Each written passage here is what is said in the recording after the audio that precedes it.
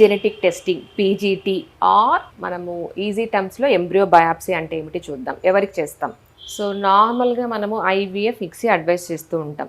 ఒకవేళ ఐవీఎఫ్లో ఎంబ్రియోస్ బాగా వచ్చినా కూడా ప్రెగ్నెన్సీ రాలేదు, అట్లా 2 to 3 సైకిల్స్ చేసినా ఎంబ్రియోస్ బాగున్నా, ఎండోమెట్రియం బాగున్నా ప్రెగ్నెన్సీ రాలేదు, లేదు ప్రెగ్నెన్సీ వచ్చి మల్టిపుల్ అబార్షన్స్ అయిపోతున్నాయి, లేకపోతే ప్రెగ్నెన్సీ వచ్చి బయోకెమికల్ అయిపోతున్నాయి, స్కాన్లో లేకుండా బ్లడ్ టెస్ట్లో పాజిటివ్ వస్తున్నాయి, లేదు బ్లైటెడ్ ఓమ్ అంటారు, ప్రెగ్నెన్సీ వస్తుంది బేబీ రాదు, సో అలాంటి వాళ్ళకి, లేదు రిపీటెడ్ అబార్షన్స్, బ్యాడ్ ఆబ్స్టిక్ హిస్టరీ అలాంటి వాళ్ళకి, లేదు కొంతమంది మదర్ ఫాదర్కి జెనెటిక్గా హెరిడిటరీ జెనెటిక్ డిజార్డర్స్ ఉంటాయి, సో వాళ్ళ పిల్లలకి వస్తుందా లేదా అని భయపడే వాళ్ళకి, సో ఇలాంటి వాళ్ళకి మనం embryo biopsy pre genetic testing advice చేస్తూ ఉంటాం. అందరికీ ఎందుకు అడ్వైస్ చేయం?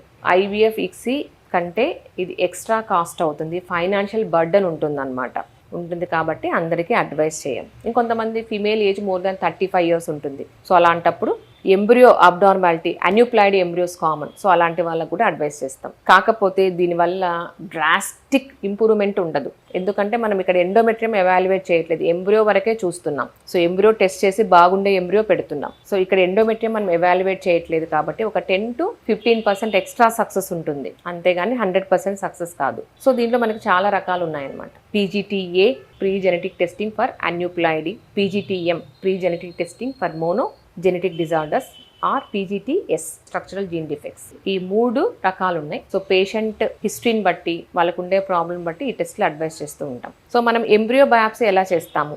లేజర్ ద్వారా చేయొచ్చు, లేదంటే కటింగ్ నీడిల్స్ ఉంటాయి, దాని ద్వారా కూడా మనం చిన్న ఎంబ్రియో శాంపుల్ తీసుకొని పంపిస్తూ ఉంటాం. సో దాన్ని బట్టి మనకు రిజల్ట్ని బట్టి ఇది ఎంబ్రియో బాగుందా, యూప్లాయిడ్ ఎంబ్రియో అంటాం, అన్యూప్లాయిడ్ బాగలేదా, అన్యూప్లాయిడ్ ఎంబ్రియో చూసి బాగుండే ఎంబ్రియోస్ని మనం ఎంబ్రియో ట్రాన్స్ఫర్ చేస్తూ ఉంటాం. ఇవి క్లియర్ కట్ ఇండికేషన్స్ ఉన్నాయి మన ఎంబ్రియో బయాప్సీకి. Thank you.